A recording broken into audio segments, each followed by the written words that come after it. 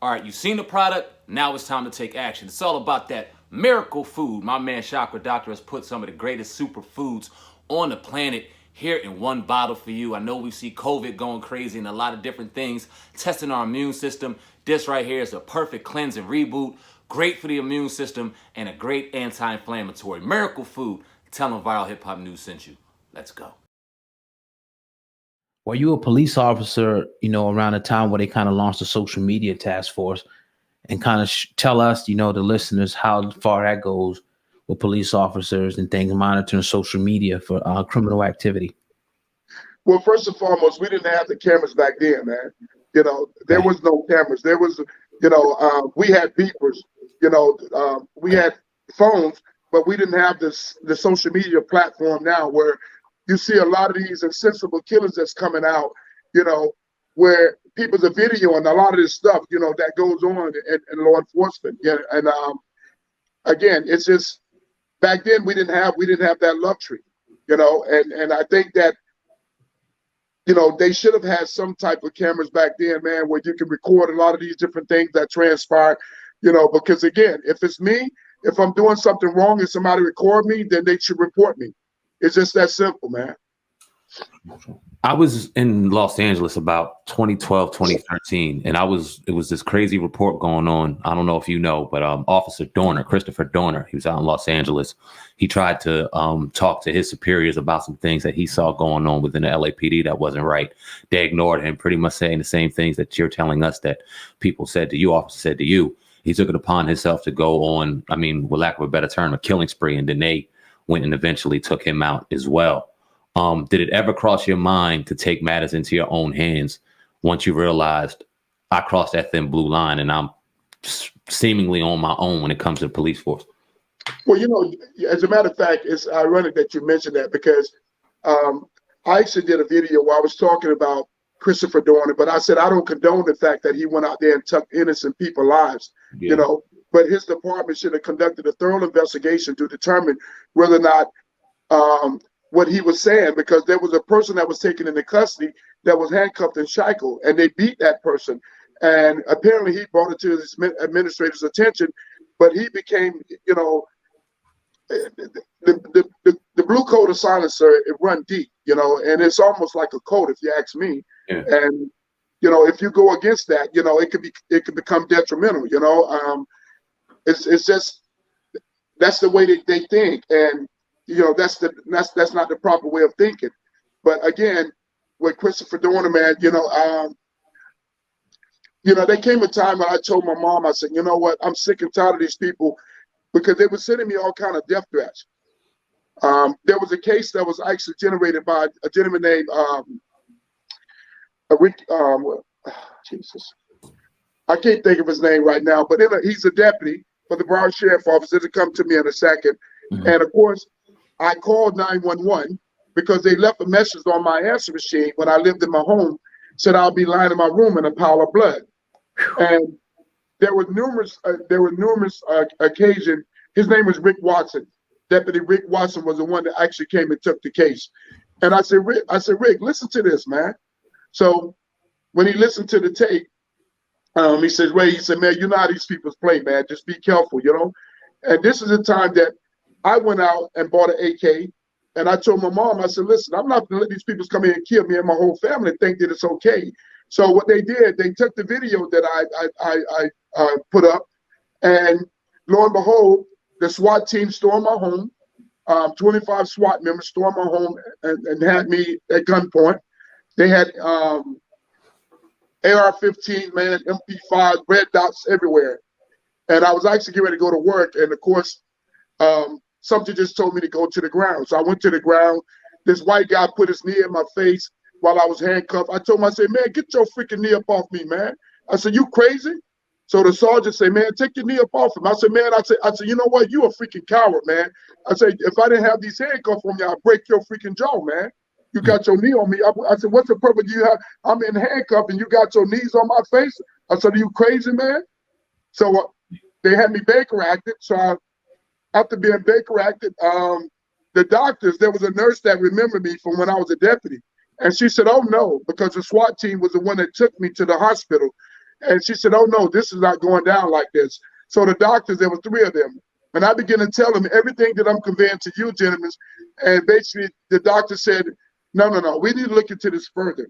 And they said, we're going to keep you here for 48 hours.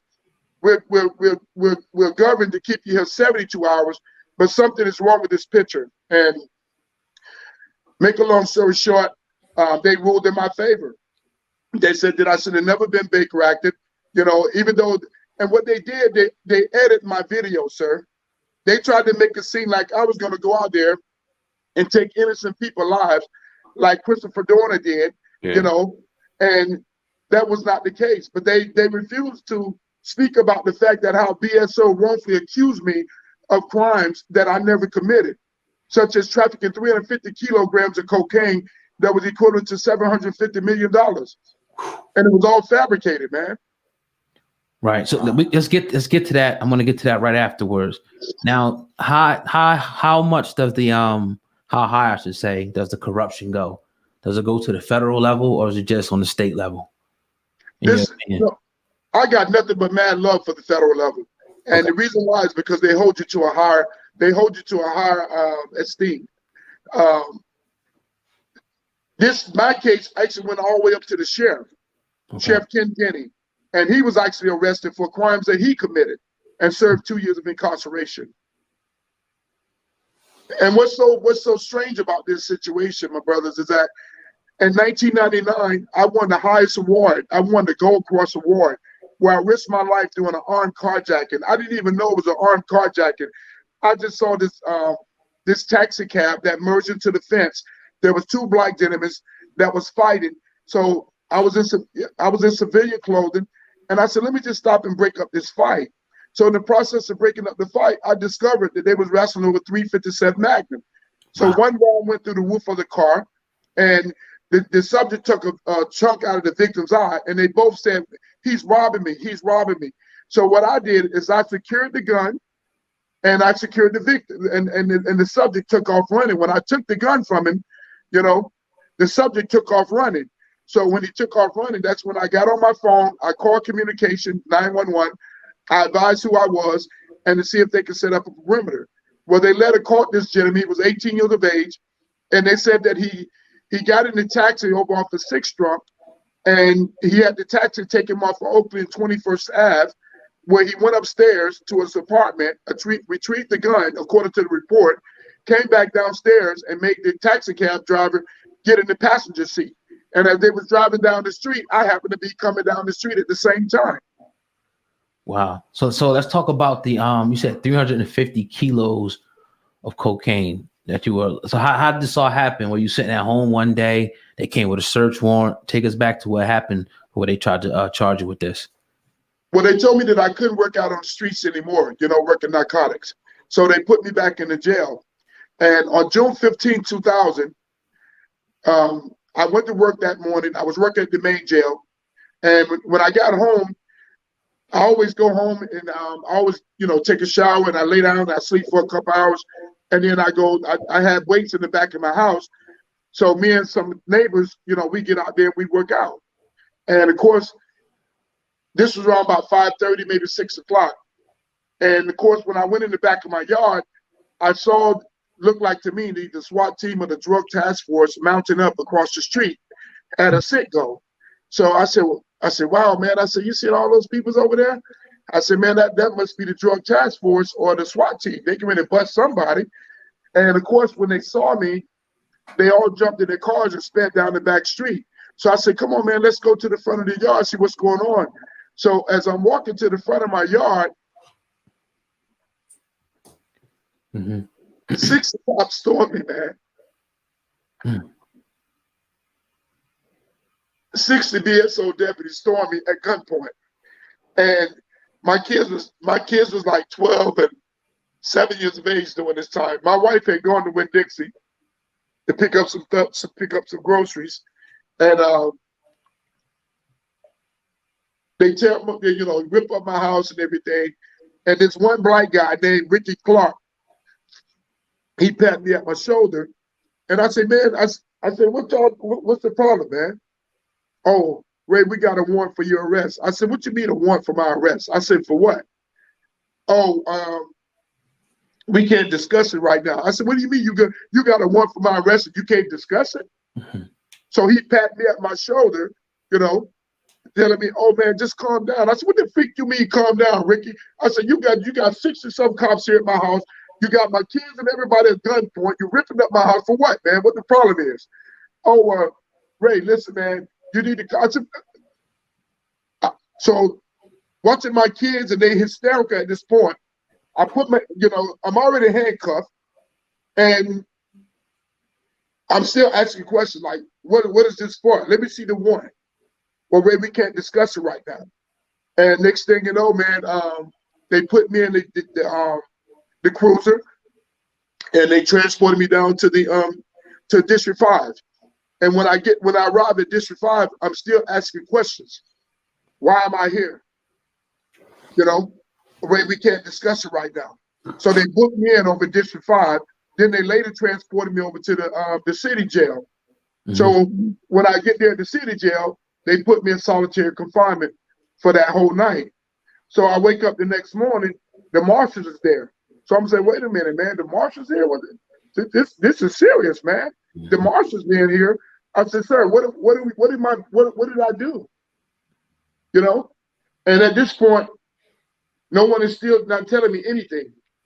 And next thing you know, they say, well, we here to transport you to court.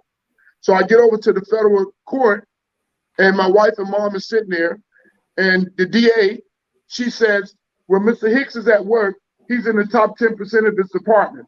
But when he's not at work, he's into other curricular activity. So I'm looking around at my mom and my wife saying, what the frick are these people talking about, man? So my mom started telling me, son, calm down. And so I'm listening, and she said that when I was not at work, sir, I went to various states delivering 350 kilograms of cocaine that was equivalent to $750 million. At this point, I've lost it. I'm losing it because I'm saying to myself, man, I ain't never been in trouble in my life. I ain't never touched drugs in my life. I never even took a drink a day in my life until after this incident. And I said, I ain't never tried a marijuana cigarette or a joint, as they call it in the hood. I said, these people's crazy, man. I ain't never been in trouble in my child life. What are they talking about? So the judge says, Mr. Hicks, I'm going to detain you at the Federal Detention Center, no bond hold. And they said that I was admitted. So you go from being this highly decorated officer, being proud of who you are, being proud of being honest, to going across the blue line and going and breaking code, to them coming in your house and violating you and your family.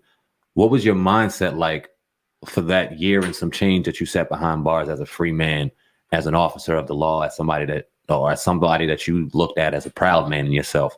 How was your mindset like during that time? I'm gonna be honest with you, man. To this day, it's been 20 years now, man. And I truly thank God for my publicist, Taisha. I thank God for you, brothers, man, for even affording me the opportunity to speak about it. Because this is the only time that I ever get a chance to speak about what happened to me. The media, the politicians, and all these people, man. And going back to when I was incarcerated, I wouldn't wish it on my worst enemy, man. They put me in a hole for 5 months, total darkness, 23 hours a day, 1 hour a day for recreation. They later placed me down in general population. Some of the officers that was there with calling me a lowlife, a scumbag. I deserve to be in prison for the rest of my life. And I'm telling them, I said, man, I'm innocent, man. Yeah, they all said that they're innocent, and of course, there was a gentleman that I would never forget the longest day I lived, Mr. Fernandez. And he pulled me out. He says, Ray, you always get into, arguments and stuff and with my staff. I say, no, it's your staff just jigging at me, man. There was time that I didn't even eat, my brothers, because I felt like they was, spitting my food. If it wasn't a hamburger, a hot dog, or something of that, if it's anything that was mixed up, I was not going to eat it, And I just started doing like 1,000, 1,500 push-ups every other day. And just to, because right now I'm training my mind, you know, that I got to go to war, you know, because it's like, you know, being locked up, you can't be no coward, man. If you're a coward and you locked up, you know, these people take advantage of you, man. You know what I mean? And so they placed me down in general population, which is a death veteran officer. Right. And I was there with 8 guys, man, that I was over when I was, you know, worked as a deputy in the jail, or if I was working narcotics, we may have arrested some of these guys, and they all gave me the utmost respect. They was like, no, man, no, not you, Hicks, man. You was one of the best, man. This is crazy, man. And there was one gentleman that saw my picture paraded over the newscast, and he said, man, that's that effing cop. So one of the guys, we called him Blind. He grew up in Tatertown. He said, man, you know who that is? He said, man, I don't give a F for you. He said, well, I'll tell you this. He come from where we come from, man. He gonna thump. You tripping. You know, so I get ready to go in my room and put my bedroll down. And who would I see standing in the door? This dude. You know, he was about 6'4", I don't know, about 6'3", 6'4", 270. I guess he was the house man of the unit. And so when I go to put my bedroll down, he's there in the door. So he started calling me names, you know, like, man, you that effing cop, man, I hate effing cops. I said, well, if you could, I said, dude, you don't even know me. You don't even know me, man. Only thing I've ever done is try to make a difference in the community. I said, but if you got a problem with me, man, you can come on in this room and we can handle this like men. You know, you ain't got to sit there and bump your gum. Come on in here. So there's 122 inmates to the unit. It's a lower tier and upper tier. And they all gathered up around the door. And I never forget it. There was a gentleman out of Dade County. They was called the Doughboys. And one of the young brothers, man, he was there. And he said, yeah, go on in there, big man. You tripping.